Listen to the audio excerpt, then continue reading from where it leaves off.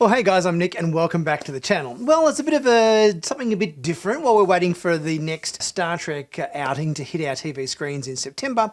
I thought I'd take a look at the new Star Wars Ahsoka show that just started on Disney+. I've been a lifelong Star Wars fan as well as a Star Trek fan, so I thought we'd take a bit of a walk through this first couple of episodes of Ahsoka that just aired and give you my thoughts and review on what I thought of this new Star Wars series. So for starters, I enjoyed it. I thought it was a good show. I thought the plot was interesting. I thought all our characters did a solid job of portraying the characters of Ahsoka and Hera and Sabine and so forth. Although the one criticism I did have that the show, even though it felt very Star Warsy, very much kind of, I guess, more so grounded in the original trilogy compared with, you know, more recent Star Wars films and so forth, and also more recent Star Wars TV series on Disney Plus like The Mandalorian, I did feel it was a little bit slow. I found like some of the camera coverage was a little bit simplistic. I also felt like the conversations between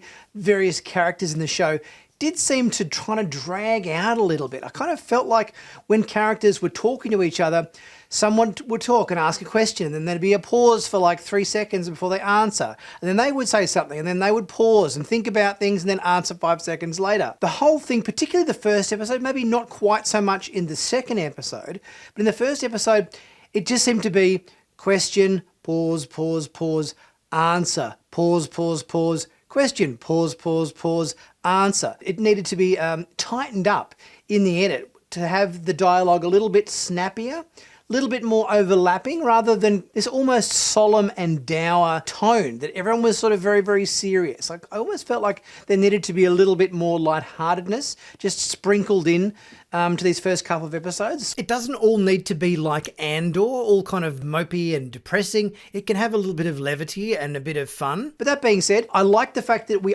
opened the first episode with an opening crawl, although I thought if you're going to do an opening crawl, have it in the same style as all the other Star Wars films.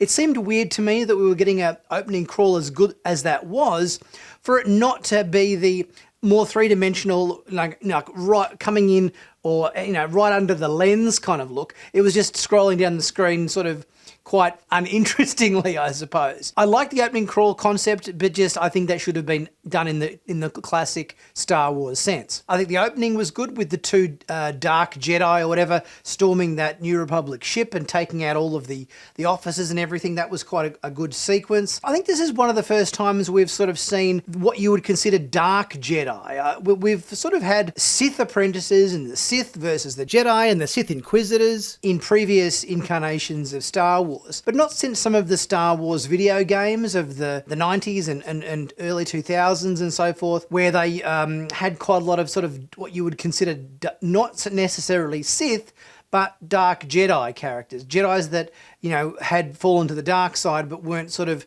officially Sith Lords or Sith apprentices and so forth. So this seems like it's the first outing we've sort of seen that kind of adversary. We obviously see the link with the introduction of the Morgan Elspeth character being rescued by these Dark Jedi, which links back to that episode of Mandalorian where Ahsoka captured her on that planet during the episode in season 2. So that was a nice sort of through line to the events of that Mando episode. With the puzzle room, which sort of kind of reminded me of Indiana Jones in the map room with the staff of Ra trying to unlock the map to get to where they needed to go. Again, pacing seemed really slow to me.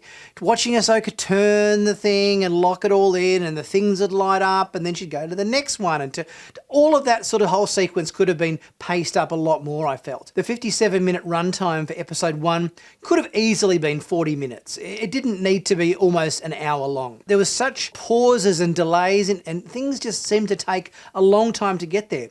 Even though the tone and the flavour and everything seemed really Star Wars, I just felt like everything kind of took forever to get to, you know. Let's just pace it up a little bit. Great to see Huyang, the droid that was introduced in the Clone Wars episodes, the one that takes all the Jedi Padawans or younglings to get their lightsaber crystals from Ilum and everything. So that was kind of cool to see David Tennant reprising that role that he played in voice on the Clone Wars series. That was a really good addition, and I think the Huyang droid character is a really good one. The assassin droids I thought were good. They were sort of a bit like those Magna Guard droids the HK class assassin droids. Cool seeing Ahsoka in a lightsaber fight with them. The lightsaber duels in these first 2 episodes, I think, were good. More so with Ahsoka. I think Ahsoka versus the droids, and then again in the second episode when Ahsoka fought the HK droids as well as this Sith Inquisitor character, Marok. There were some good lightsaber duels between them. I think they were well choreographed and so forth. I did feel like the lightsaber duel at the end of the first episode between Sabine and the Dark Jedi apprentice Shin Hati was maybe a little bit on the slow side, which kind of surprises me because the pacing of the Clone Wars and the Star Wars Rebels series that Dave Filoni directed, they rollicked along at a quite a good pace. But it just feels like everything just slowed down so much in this show. Not only the dialogue, but yeah, some of the choreography and the lightsaber fights seemed quite slow. The lightsaber fight between Sabine and Shin or whatever did feel, more like the lightsaber fight between Obi-Wan and Vader in A New Hope. We're so used to seeing rapid-fire lightsaber duels and everything in some of the Star Wars films. It did feel a little bit like it could have been energized up a little bit. Great to see Hera. Obviously, in these first 2 episodes, we not only got Ahsoka, but obviously interacting with Hera and Sabine as well. So obviously reuniting all of these characters who appeared in Star Wars Rebels. So that was kind of cool to see them all. And I think they all did a solid job. The actors, obviously, who played Hera and Sabine, solid job. Everything just needed to be pepped up a little bit faster and more intense, as George Lucas often said in his directorial notes. Faster and more intense was his number one note for his actors. And I think maybe Dave Filoni should have taken a page out of George Lucas's book, and yes, just made things in these first episode particularly a bit faster and more intense. I was a little bit confused about this map, the orb, map. Ahsoka uncovered this map from this ancient Dathomirian witch kind of temple that looks like it had been there for thousands of years. It's like, hang on, I'm a bit confused as to how Thrawn and potentially Ezra are on this planet on the other side of the galaxy, and that their location has been, impregnated into this orb map that's been buried in a temple for thousands of years. It's sort of that only happened in more recent history, like a couple of years ago. So I'm confused as to how this ancient temple unlocks their location. It seemed like that element needed to be explained a little better. Cool to see Clancy Brown as the governor there on Lothal. Clancy Brown obviously appeared as Savage Opress in the Clone Wars series, and he also appeared as a Devaronian character called Berg in a previous episode of The Mandalorian. Dave Filoni obviously giving him another job to do in this show. And it's also cool to see the Loth Cats or whatever that appeared quite regularly in the Rebels series or whatever. Obviously, Sabine's got herself a Loth Cat as a pet here. That was sort of sweet. And also cool to see the Ezra hologram thing that she saves there in her quarters and sort of cherishes. I think that was sort of nice to see as well. I was a little surprised to see Sabine impaled by a lightsaber at the end of the first episode, because in the past not too many people have survived this, and I thought, oh, does this mean she's only in the first episode and is dead? But then obviously I remember seeing more promotional material that included Sabine, and obviously she's in the thumbnail for the second episode. It's like, hey, hang on, what's going on here? Maybe I guess she was impaled in a slightly less vital organ territory of her anatomy, because obviously at the start of episode 2 we see Sabine in hospital recovering from a lightsaber impalement, which she seems to just brush off quite quickly. Oh, yep, I'm better now. Okay, I would have thought this would take a little bit more recovery time, Would have been nice to see her in a Bacta tank, I think, though, rather than just lying in a hospital bed. Well, they did have the medical droid there present, which I thought was a nice touch. I think a Bacta tank would have been cooler to see. The journey to Corellia on the second episode there was interesting. Obviously, we haven't seen Corellia since the feature film Solo, which it featured quite prominently in. So it was good we got to go back to Corellia, see all the shipyards and everything there, where obviously they were trying to uncover the location of where the droid had come from. And it seems like with the Dark Jedi uncovering the location on the map, that they actually have to travel to a different galaxy, whether there's some sort of portal or something they have to travel through to get there. It seemed like wherever they were heading to, which I think was called Peridia, that it was outside of the usual Star Wars galaxy. We get a tour through the shipyards of Corellia, talking about Morgan's ship facility there and how they're repurposing staff and parts and everything to finance the New Republic. That was sort of a bit of interesting backstory to know how, you know, the old Imperial operations kind of had to, you know, move staff and everything directly over to the New Republic to keep things rolling along. And we soon find out that they're taking basically a power core from a Super Star Destroyer off to do something nefarious with it, something to do with this Eye of Sion or whatever that Morgan speaks of. We had a pretty cool sequence here in the second episode, which I really enjoyed.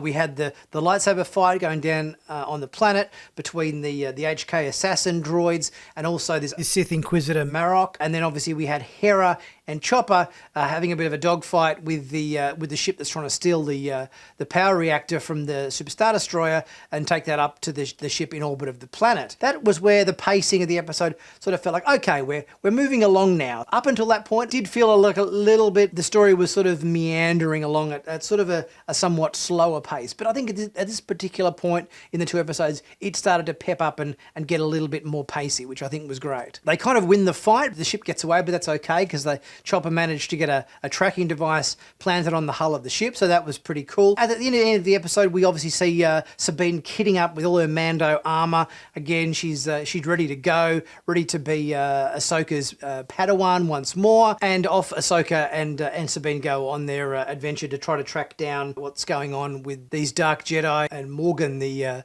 Dathomirian witch. I think it was a solid first two episodes. The stories were good. Definitely felt like Star Wars, somewhat more Star Wars of old. I think it kind of had that sort of tone about it. But I did think it was just, a little bit too slow, a little bit dour, and a little bit too moody. Needed a little bit more levity and a little bit more fun. I think could have been injected into it. That would have been nice. And just overall, I think both episodes could have just been tightened up in the edit a little bit. Just get that dialogue and a bit snappier and a bit pacier and not so much, these sort of long drawn out conversations with great pauses in between each sentence kind of thing. I'm looking forward to seeing how the series plays out. Hopefully, I think it will ramp up in the subsequent episodes, so can't wait to see how that all plays out.